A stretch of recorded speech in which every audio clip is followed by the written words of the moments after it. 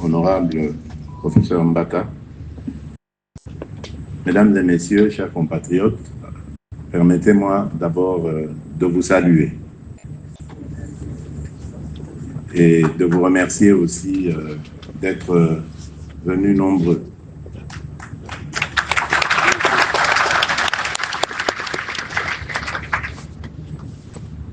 Mon adresse de ce soir va s'étaler sur tout ce que nous avons entrepris comme action jusqu'ici, parce que vous êtes en droit de le savoir, à travers vous, le peuple congolais. Mais également, je vais aussi faire un constat par rapport à ce que j'observe autour de moi, à travers mes compatriotes et à travers l'environnement même, tant national qu'international. Je vais parler avec vous, vous dire ce que j'ai sur le cœur.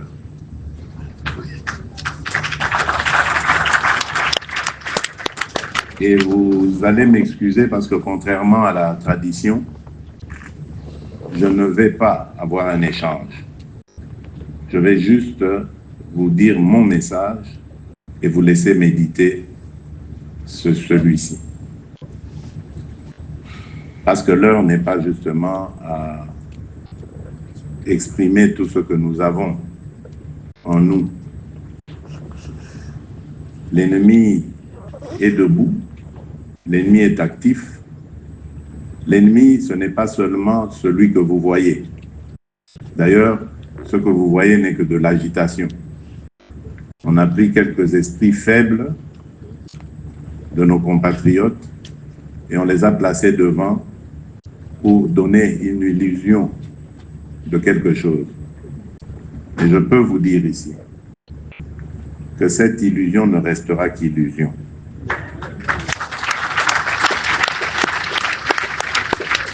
Elle ne se transformera pas en réalité. Parce que nous n'allons pas perdre ce combat. Je l'ai dit depuis le début, croyez-moi, je le maintiens. Je savais que l'ennemi était très fort.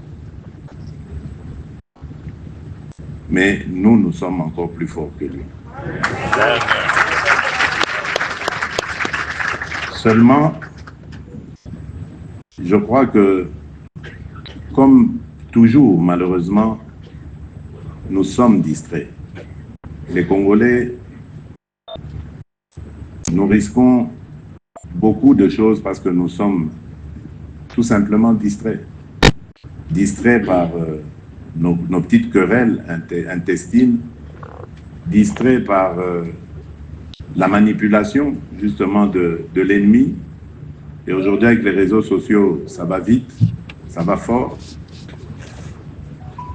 Et distraits par nos relents tribaux qui parfois sont vraiment suicidaires. C'est pour ça, depuis que je suis à la tête de ce pays, je n'ai cessé de prêcher l'unité entre nous. Au-delà de ce que nous sommes comme ressortissants de telle ou telle tribu, province, ça n'a pas de sens. Nous appartenons à une seule et unique nation, c'est la RDC, la République démocratique du Congo. Nous devons surpasser nos égos, nos relents tribaux et nous unir. Parce que l'ennemi veut de cette division, justement. Et il joue sur cette corde sensible pour ne pas avoir en face de lui des Congolais debout, déterminés. Parce que ce n'est que ça notre force, c'est d'être déterminés. Et c'est ça qui va faire reculer et l'ennemi et ceux qui sont derrière l'ennemi. Alors,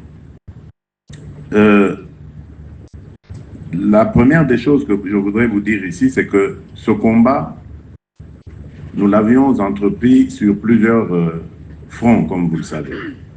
Il y a le front diplomatique, qui est le premier d'ailleurs qu'on avait mis sur pied, mis en place. Ensuite, il y a le front militaire, parce que l'attaque s'est matérialisée. Et puis il y a le front politique. Et dans le front politique, nous avons vous, les représentants du peuple, mais également le peuple qui nous donne cette souveraineté, cette légitimité que nous avons. Et je vais donc vous expliquer ce qui se passe sur ces trois fronts. Sur le premier front, évidemment, point n'est besoin de vous le dire, vous le vivez. Les victoires s'engrangent, certes, mais il y a encore beaucoup à faire. Donc, ne dormons pas sur nos lauriers en nous disant, ça y est, c'est la première fois, c'est vrai, ce qu'on a vu. Mais nous devons continuer.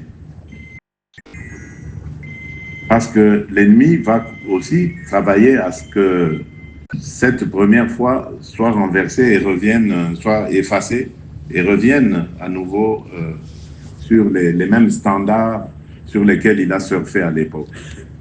Donc nous devons rester vigilants et actifs sur le plan diplomatique. De ce côté-là, je ne perds pas espoir parce que nous avons au gouvernement, évidemment, une grande dame. Je profite ici de lui rendre hommage. Je ne sais pas si elle est dans la salle.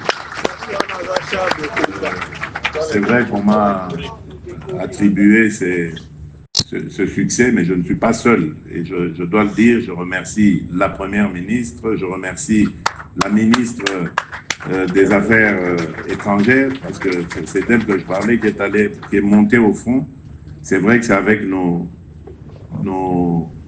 instructions, mais c'est une brave dame qui a pu vraiment bien manœuvrer et qui a été de tous les combats et c'est vraiment à elle aussi que doit revenir cet honneur. Je parlais de la Première ministre qui a été époustouflante à Addis Abeba. On ne le sait peut-être pas, les réunions du Conseil paix et sécurité se tiennent à huis clos, mais elle a été formidable. Et je vous dis, on est sur tous les fronts. Je pense ici à nos diplomates, nos représentants à Genève, à New York, qui ont aussi été à Addis Abeba, qui ont été très très forts, qui pendant ces moments pareils, eux sont actifs, ils font du lobbying, ils font du porte-à-porte. C'est tous ces gens à qui je rends hommage, au gouvernement aussi en général, parce que nous sentons ce soutien de nos ministres, cette solidarité gouvernementale qui permet à chacune et à chacun des membres de ce gouvernement de donner le meilleur de lui-même. Parce qu'ils ont tous été diplomates dans ce qu'ils ont fait, dans les missions qu'ils ont fait. Je pense, par exemple, au vice-ministre, je crois que ça a fuité sur les réseaux. On a vu le vice-ministre de la Défense. Comment est-ce qu'il a été diplomate à sa manière à la réunion de la CEAC. Je pense à tous ces ministres et vice-ministres qui ont, chacun dans leur domaine, défendu la République. C'est à eux aussi qu'il faut rendre hommage. Les instructions étaient vraiment bien suivies. Donc ce front est en train d'engranger des résultats et donc nous ne pouvons que nous en réjouir. Et ça va continuer parce que nous sommes sur la bonne voie. Le plus dur, c'est vrai, reste à faire, mais nous avons aussi fait un grand chemin, on a parcouru un grand chemin, celui d'amener enfin la communauté internationale à comprendre que nous sommes les agressés. Et nous sommes agressés par le Rwanda, non pas pour les prétextes fallacieux qu'il a toujours évoqués, de peur de génocide, de FDLR qui serait en train d'être préparé par les Congolais pour aller de nouveau envahir le Rwanda, de discrimination des communautés rwandophones vivantes en République démocratique du Congo, des ressortissants congolais d'expression rwandophone.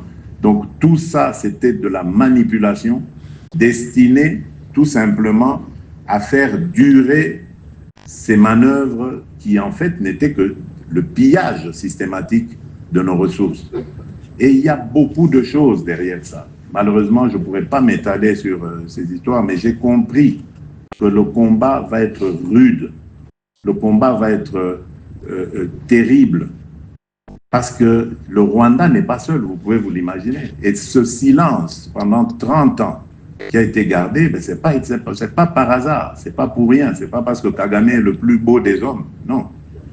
C'est tout simplement parce qu'il y a tout un système derrière. Et là, nous sommes occupés à déboulonner ce système.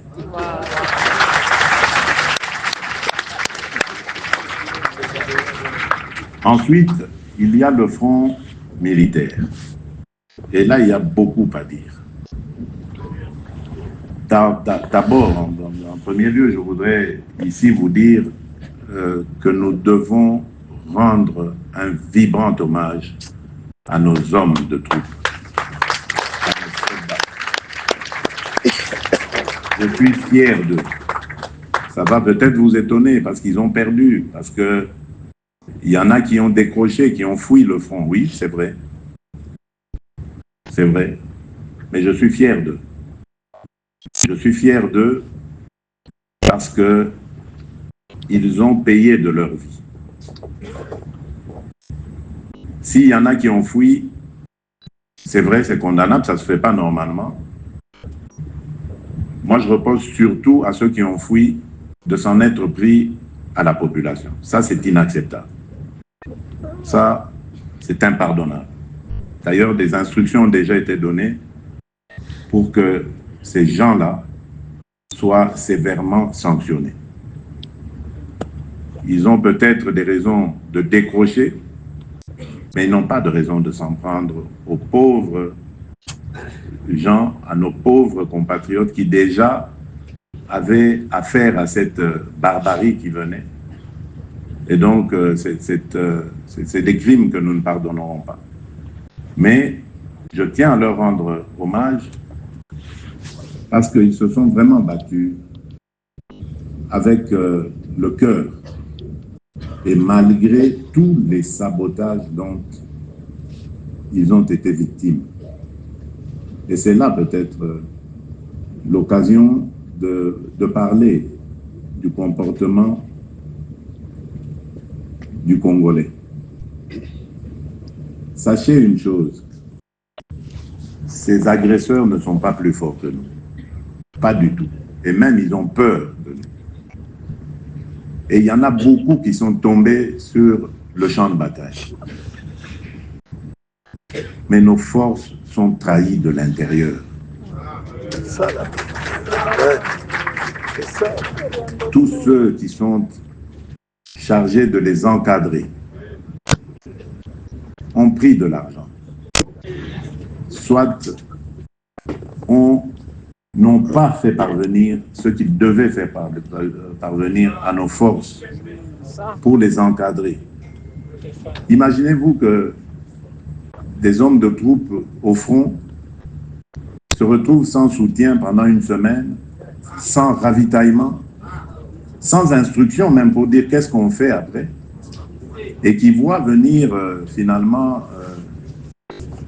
l'adversité, l'hostilité. Ils n'ont pas d'autre choix que de se replier. C'est pour ça que je dis, ce sont des braves, mais il ne faut pas encourager ceux qui, en se repliant, s'énervaient, ils exprimaient leur colère sur de pauvres citoyens qu'ils étaient pourtant chargés de protéger. Ça, c'est inacceptable. Mais les vraies responsabilités sont au sein même de l'encadrement de nos forces armées. C'est là que tout s'est joué. C'est là que tout a été boutiqué, en complicité évidemment avec des compatriotes, pour retourner nos hommes, les décourager. Et nous sommes donc en train de reconstituer tout ça. L'objectif étant désormais de monter une armée qui sera suffisamment professionnelle, mais surtout suffisamment prise en charge. Pour cela, Des instructions ont déjà été données très clairement au gouvernement. D'abord de doubler la prime, la solde, mais également d'accorder une prime significative, on parle de 500 $, si je ne m'abuse, à chacun de nos soldats qui sera au front. Mais ça ne s'arrêtera pas là. Il y a une refonte qui va devoir être nécessaire, refonte totale de notre armée. Malheureusement, c'était en 2022 que j'allais entamer ces réformes, et c'est au moment où l'ennemi a décidé de nous attaquer. Est-ce qu'il était au courant de cela? Je ne sais pas. Mais c'est depuis lors qu'on nous fait cette guerre. Parce qu'on ne veut pas justement que la République démocratique du Congo possède une armée qui serait alors là suffisamment dissuasive pour pouvoir maintenir l'intégrité de son sol.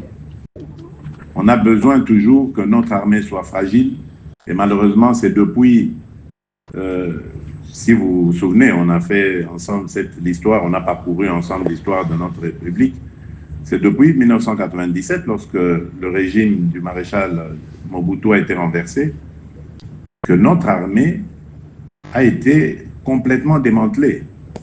Souvenez-vous qu'il y a eu à la tête de notre armée un Rwandais, dont la mission a été justement de tout s'aborder. Et même nos camps, tels que les camps de Kotakoli, tout ça, ont été pillés systématiquement. Tout a été pris et envoyé au Rwanda. Donc c'est pour vous dire que la stratégie, elle était déjà bien montée et elle consistait à complètement anéantir tout système de défense de la RDC. Et c'est pour ça que vous avez vu que dans toutes ces crises qu'il y a eu, à chaque fois, on aboutissait toujours par des brassages et des mixages. Parce qu'il ne fallait pas que l'armée congolaise puisse être rebâtie de manière professionnelle. Il fallait l'infiltrer et l'affaiblir de l'intérieur. C'est pour ça que vous entendez, je reviendrai là-dessus, ma détermination à ne pas discuter avec des pantins, parce que justement, ça risque d'aboutir à ce genre de choses. Voilà, félicitations. Et je reviendrai sur ça. Et donc, le troisième front que nous avons ouvert, et pour moi, c'est celui qui marche le moins, parce que le front militaire, je l'ai dit ici, j'ai simplement évoqué les faiblesses, mais il y a des points forts. Et c'est sur ces points forts que nous sommes en train de nous appuyer pour repartir de plus belle. Mais le troisième front, c'est celui qui me déçoit, je dois vous l'avouer.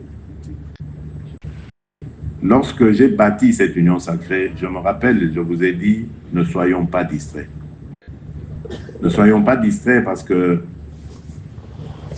ceux qui voudront mettre à genoux ce pays, ils vont passer par nous, la classe politique. Et ils vont compter sur notre distraction pour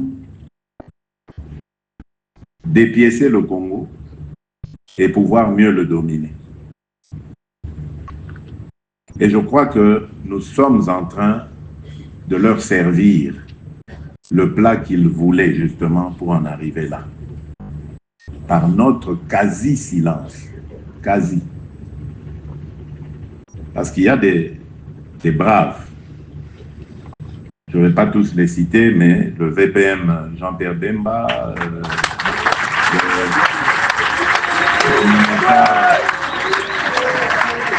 le Mineta Guy Luando, le VPM Jean-Pierre Liaou. C'est pour ça que j'ai peur de ne pas tous les citer parce que je peux en oublier. Mais j'ai vu des gens montés au créneau sans avoir reçu l'instruction de quoi que ce soit. Ils ont pris l'initiative pour dire à notre peuple, levez-vous. Dire à nos jeunes, enrôlez-vous dans l'armée. Parce que c'est le moment de défendre notre patrie. Mais je n'en ai pas vu beaucoup, je suis désolé. Je suis désolé.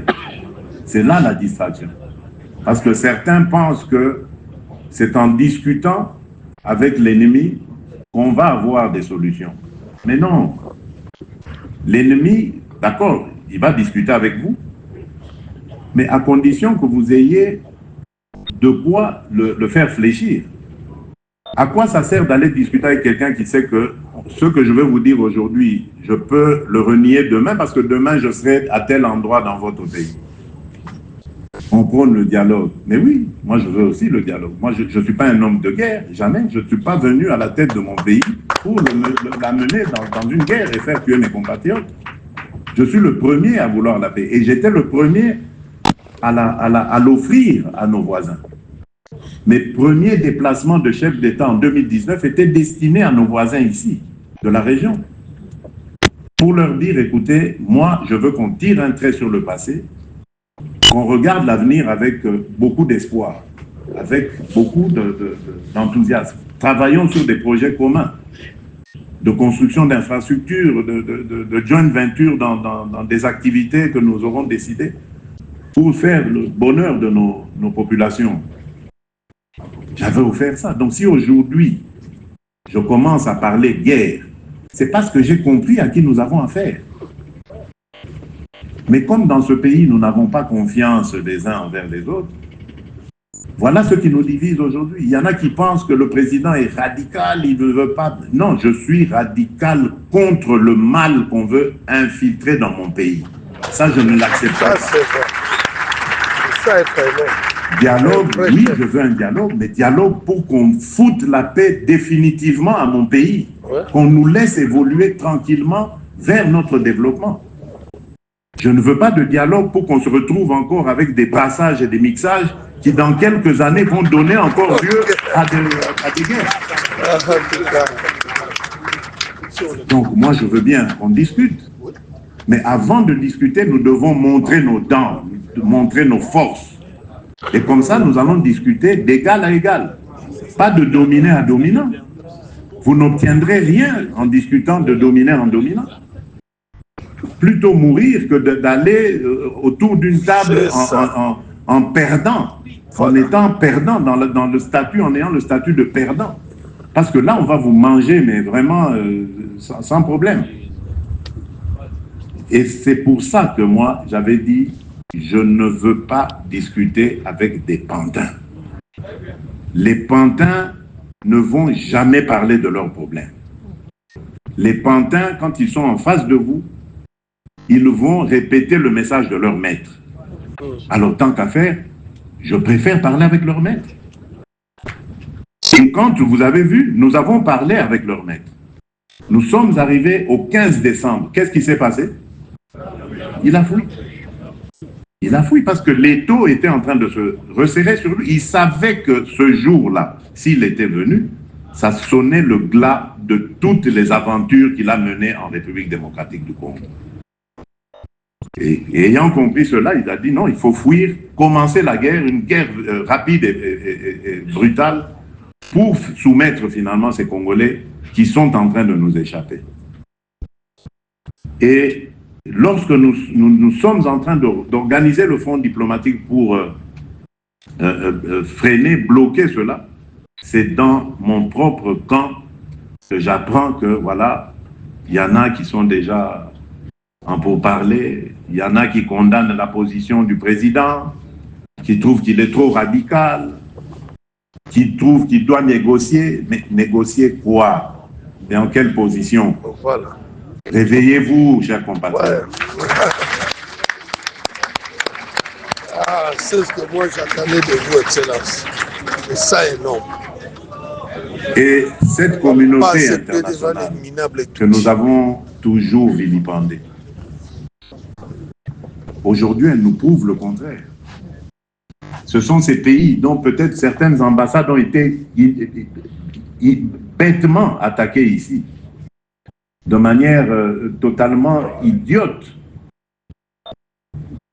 Ce sont ces pays-là qui aujourd'hui ont pris position. Mais le Congolais, il a fait quoi?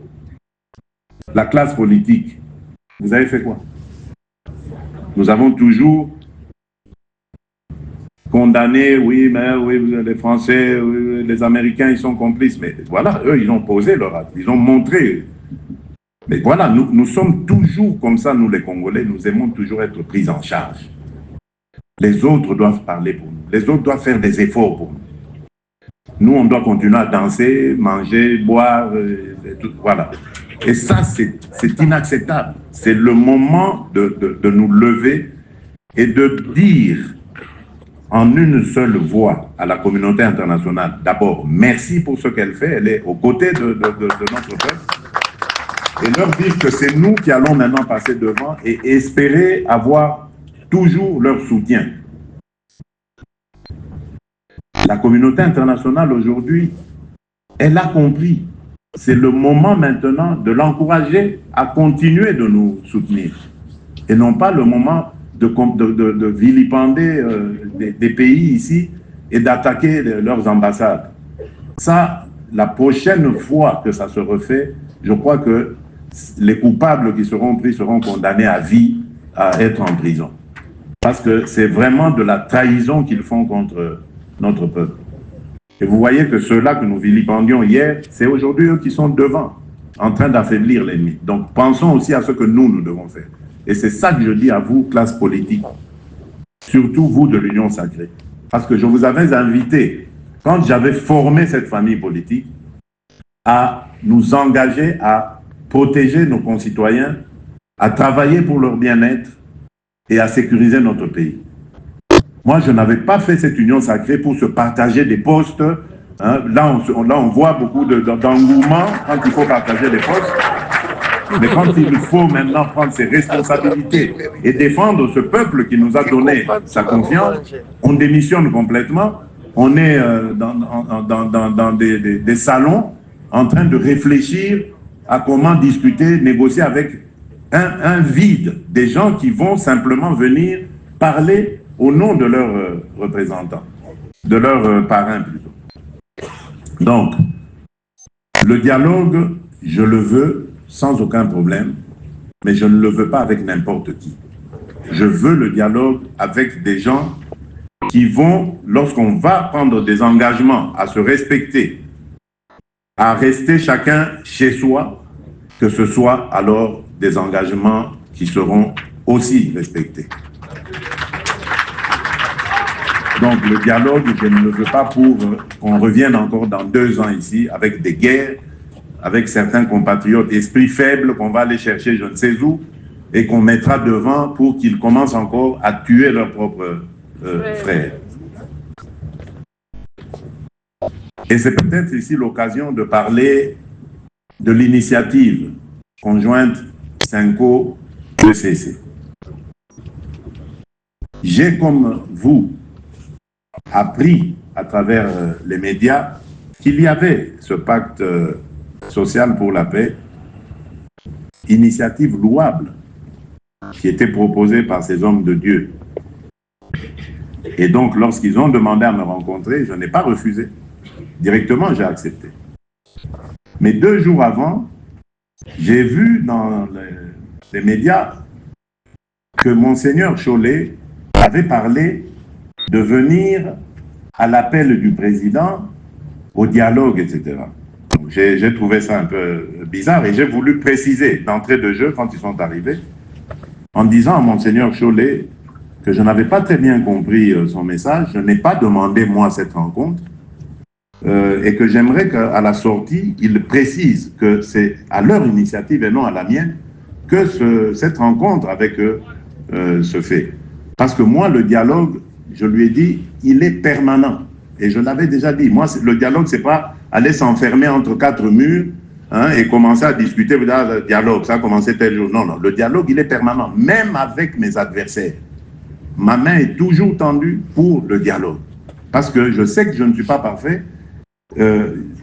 je sais que dans ma gouvernance, il peut y avoir des problèmes que d'autres peuvent voir et que moi je ne vois pas forcément. Et ce serait bien de parler avec tout le monde parce que nous appartenons à un même pays. Nous voulons son bonheur. Donc, nous ne pouvons pas nous dire, moi, c'est moi qui ai la vérité, les autres. Non, c'est pour ça que mon dialogue, il est permanent. Alors, ils ont compris ça. Il m'a expliqué que c'était une mauvaise interprétation des médias. Je dis, OK, c'est bon. Puis on a discuté, je vous épargne le contenu. Mais moi, j'avais posé mes questions lorsque j'ai entendu. J'ai dit, OK, votre initiative, elle est louable. Mais moi, permettez-moi de vous poser une question. La première, c'est de savoir, vous situez votre initiative où dans l'actuel processus qui est impulsé par la région. Et nous étions à quelques jours de la réunion conjointe là, qui a eu lieu à Dar es Salaam entre la SADC et la East African Community. Je dis, voilà, nous avons plusieurs initiatives. Il y a d'abord le processus de Luanda et celui de Nairobi. Aujourd'hui, ils sont certes alignés, mais restent toujours distincts et sous le chapeau maintenant d'un seul médiateur, c'est-à-dire le président João Lourenço. Nous avons, je dis dans quelques jours, nous aurons l'initiative conjointe EAC-SADC. Bon, vous êtes où là? Vous la situez où? Ils ont donné une réponse qui m'a indiqué qu'ils se posaient aussi des questions. Hein, donc, ils l'ont dit, voilà, c'est pour ça qu'on vient vous voir, parce que, bon, voilà. Donc, à vous de faire aussi un effort pour comprendre où vous situez. Et puis, mon autre question, c'est de savoir, je dis, bon, vous parlez de Congolais qui doivent se mettre ensemble, discuter. Je suis d'accord, vous le savez. Moi, j'ai toujours été ouvert à toutes ces discussions avec les Congolais. Ça ne s'arrête pas. Mes compatriotes resteront mes compatriotes. C'est avec eux qu'on va bâtir ce pays. Je veux discuter avec tout le monde. Mais, est-ce que vous incluez dans vos interlocuteurs là, qui doivent parler avec moi, des gens qui seront soutenus par l'étranger? Parce que comment voulez-vous que je discute avec des gens qui représentent des intérêts étrangers? Et vous avez d'ailleurs suivi, il y en avait l'un d'eux là qui disait que le Kinyarwanda doit devenir aussi une langue nationale, pourquoi pas, etc. Donc c'est vraiment pour vous donner une indication sur ce à quoi nous avons affaire. Donc je dis voilà, vous voyez ces bons hommes qui arrivent ici à la tête d'intérêts étrangers et ennemis aussi, il faut dire, parce que ce n'est pas des étrangers qui nous veulent du bien. Ces gens, vous les mettez autour de la table, voilà, ils vont discuter entre Congolais, alors qu'ils obéissent à un agenda venu d'ailleurs. Et nous allons arriver à des conclusions qui introduisent plutôt des desiderata de gens qui ne sont pas des Congolais. Alors, comment est-ce que vous espérez bâtir une paix durable avec ces gens? Parce que qu'est-ce qui va se passer? Comme d'habitude, à un moment donné, ils vont créer une scission dans cette histoire-là et récupérer ceux qui auront qui se seront retirés pour les organiser à nouveau et faire la guerre en disant « Ah oui, mais toutes nos revendications n'avaient pas été prises en compte dans votre histoire là-bas de dialogue. Nous recommençons. Cette fois-ci, nous nous appelons M31 ou M14 ou M je ne sais quoi. » Toujours des aventures pareilles.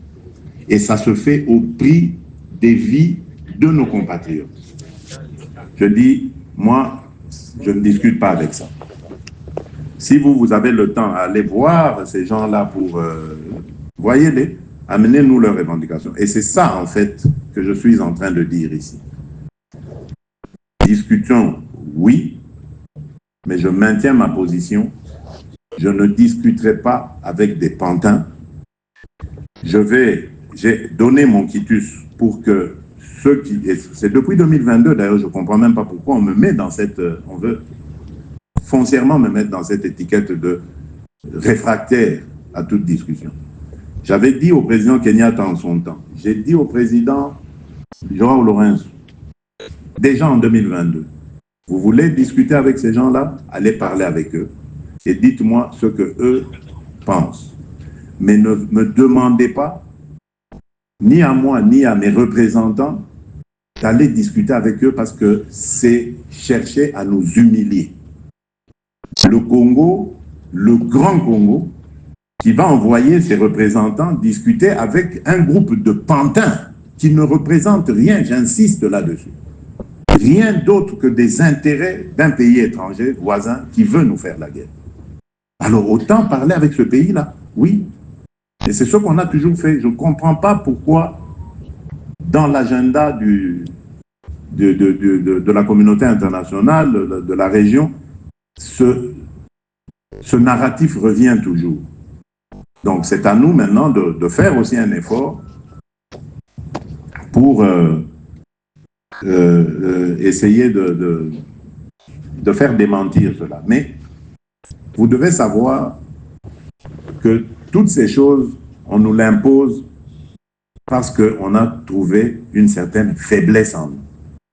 Faiblesse sur le terrain, je vous ai dit, on a perdu malheureusement Goma et Bukavu, pour le moment bien sûr, mais faiblesse aussi dans notre classe politique, parce qu'il y a des gens dans notre classe politique qui vont parler aux autres en disant oui, mais c'est le président, il est trop dur, il est trop radical, il doit accepter de discuter. Mais oui, mais discuter avec qui et pourquoi? Vous comprenez pourquoi nous sommes faibles, pourquoi des gens pensent toujours qu'il y a moyen toujours d'avoir le Congolais. Que chaque Congolais a un prix. Dès qu'on met le prix, ça y est, vous l'avez acheté, pied et poing. C'est insultant. C'est humiliant. Donc nous devons faire un effort pour d'abord être unis et montrer à l'adversaire, à l'ennemi, que lorsque le peuple congolais est uni, debout, lorsque la classe politique congolaise est unie et debout, l'ennemi ne peut, aucun plan de l'ennemi ne peut passer, ne peut être réalisé. Et voilà pourquoi je vais élargir cette initiative à d'autres Congolais qui pensent aussi ou qui veulent aussi de cette unité. Donc ne soyez pas étonnés dans les jours prochains, parce que je compte charger mon conseiller spécial de voir d'autres Congolais, acteurs politiques, de les inviter à venir dans cette coalition que je veux nationale, forte et indivisible, qui va faire front face à l'ennemi. Je venais de féliciter la communauté internationale. Mais sachez que cette communauté internationale, jusqu'ici, a pu être encouragée, certes, avec notre diplomatie, mais aussi parce que les crimes commis par l'ennemi l'ont interpellé. Mais jusqu'ici, la classe politique congolaise ne s'est pas encore, ne s'est pas encore bougée suffisamment pour le convaincre. Parce que je l'ai entendu, j'ai des interlocuteurs qui m'ont dit, mais oui, mais monsieur le président, c'est bizarre. On n'entend pas la classe politique congolaise. On dirait que vous êtes seul. Et j'avais dit, c'est faux. À certains qui m'ont interpellé là-dessus, j'ai dit, c'est faux. Monsieur Jean-Pierre Bemba, par exemple, c'est pas n'importe qui. Monsieur, j'ai cité quelques noms. Dit, voilà, c'est pas n'importe qui. Quand vous dites, je suis seul, c'est pas vrai. Vous avez cité notre adorable doyen, le président Mbosso dit Joe Biden. Je dis, mais ce ne sont pas n'importe qui. Je suis désolé quand vous dites je suis seul, je ne suis pas seul. Et puis il y a le peuple congolais. Vous n'avez pas vu les rues, vous n'avez pas vu tous ces rassemblements. Le peuple est mobilisé. Mais malheureusement, le peuple est mobilisé sans beaucoup de pilotes.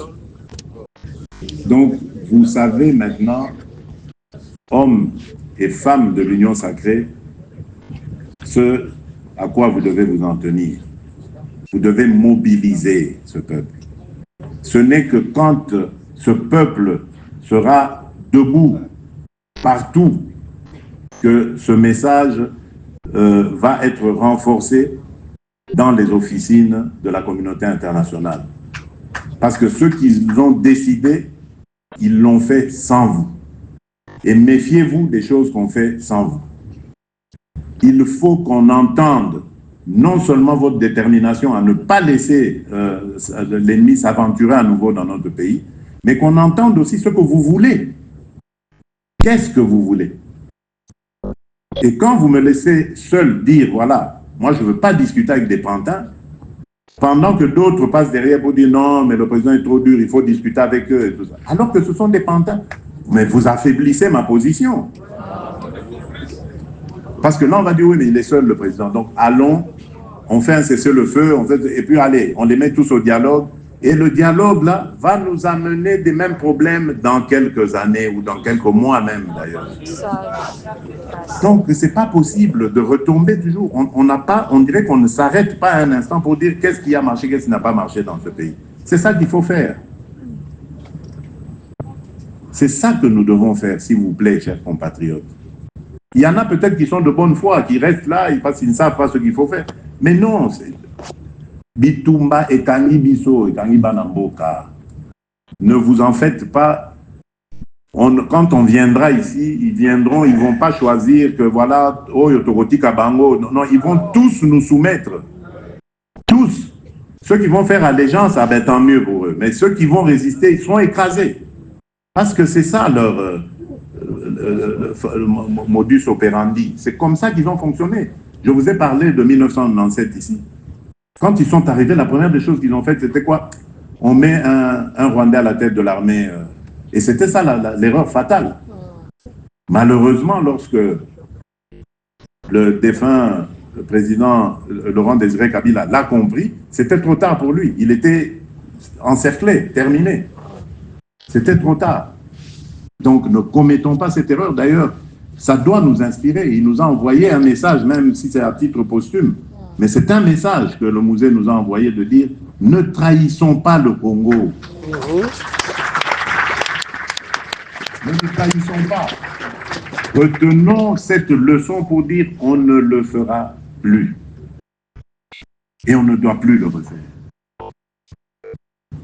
Donc, mobilisons-nous, s'il vous plaît. Et je crois encore en vous. J'ai confiance en vous, en vos capacités de mobilisation. J'ai vu ce à quoi vous étiez capable lors des élections de 2023. Maintenant, les élections sont passées. Il faut défendre la patrie. 73% de nos compatriotes m'ont fait confiance. Nous ne devons pas les décevoir. Nous avons plus de 80 ou 90% de l'Assemblée nationale, du Sénat. Nous ne devons pas décevoir nos compatriotes. On n'a pas été aux élections comme dans un jeu, mais nous avons été aux élections pour sauvegarder les vies de nos compatriotes et leur garantir le bien-être. Si nous avons des choses qui ont été ou qui ne se sont pas bien passées, l'Union sacrée est là pour analyser et réorienter les choses. Et d'ailleurs, je profite de l'occasion pour dire que la semaine prochaine, je vais demander au secrétaire permanent de présenter maintenant la nouvelle direction de cette Union sacrée qui va devoir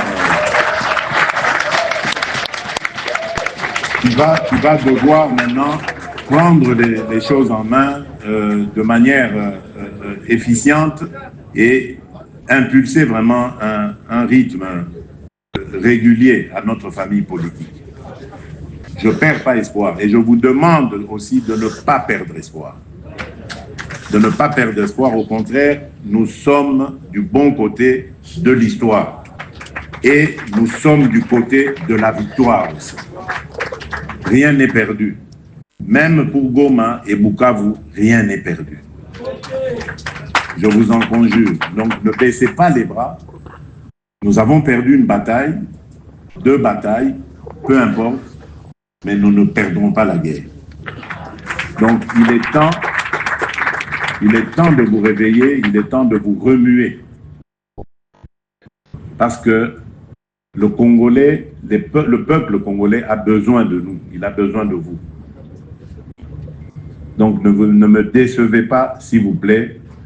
Faisons vraiment cet effort collectif qui est nécessaire pour notre relèvement. Donc, comme je l'ai dit, j'ai été d'ailleurs inspiré pour cela par mon propre leader, mon père, en 1996, lorsqu'il s'est levé, lorsque les premiers signes de l'invasion, de l'agression ont été clairs. Il s'est levé alors qu'il était dans l'opposition radicale, une opposition dans laquelle d'ailleurs le défunt maréchal Mobutu l'avait placé, parce vous souvenez-vous, on sortait de la CNS, Conférence nationale souveraine, donc on devait aller vers une transition et puis à des élections. Puis, le jeu politique a fait que Étienne Tshisekedi a été écarté. Mais n'empêche, il s'est surpassé en disant, peu importe les divergences que nous avons, je vais voir le maréchal, parler avec lui en compatriote, parce que la nation est en danger, le pays est en danger. Et moi, je me souviens, à l'époque, nous étions en Europe, nous sommes allés l'accueillir, et on lui a posé la question, mais qu'est-ce que tu fais? Le régime est finissant là-bas, c'est fini, qu'est-ce que tu veux sauver encore?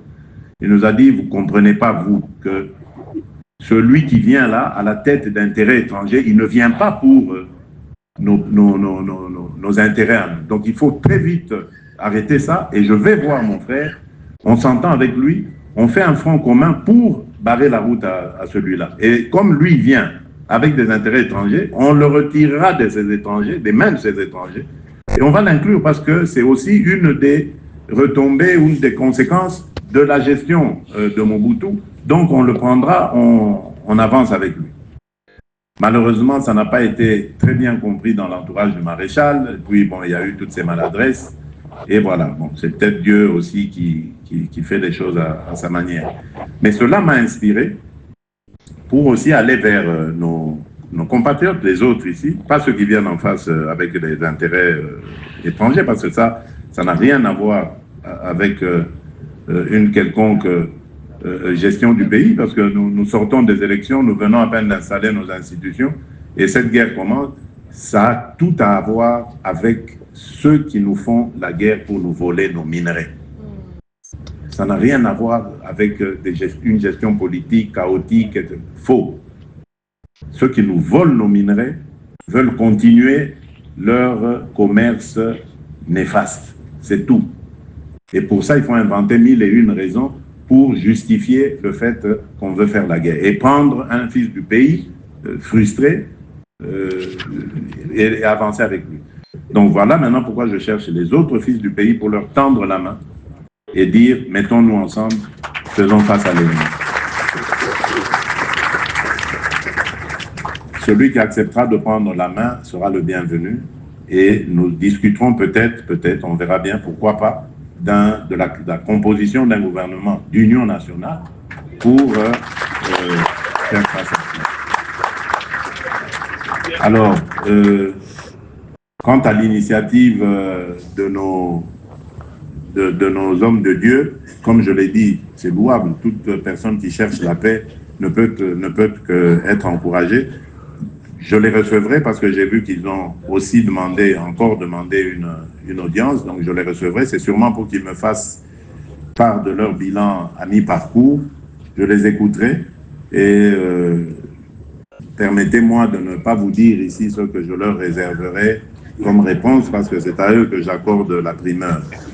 Donc, voilà tout ce que je peux dire en substance. Je crois que j'ai été complet. Vraiment, je m'excuse de ne pas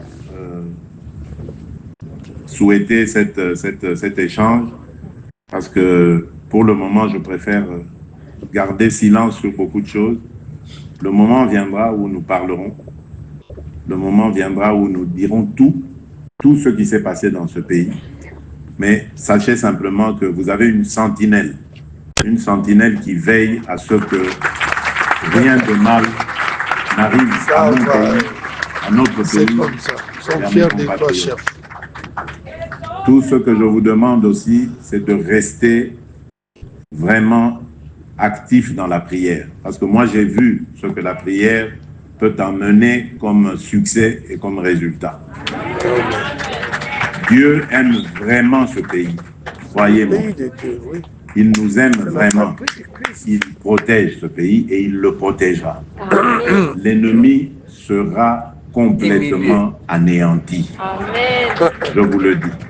Que Dieu vous bénisse. Merci. Merci. Bon, c'est le chef de l'État qui vient de finir son sermon. Merci.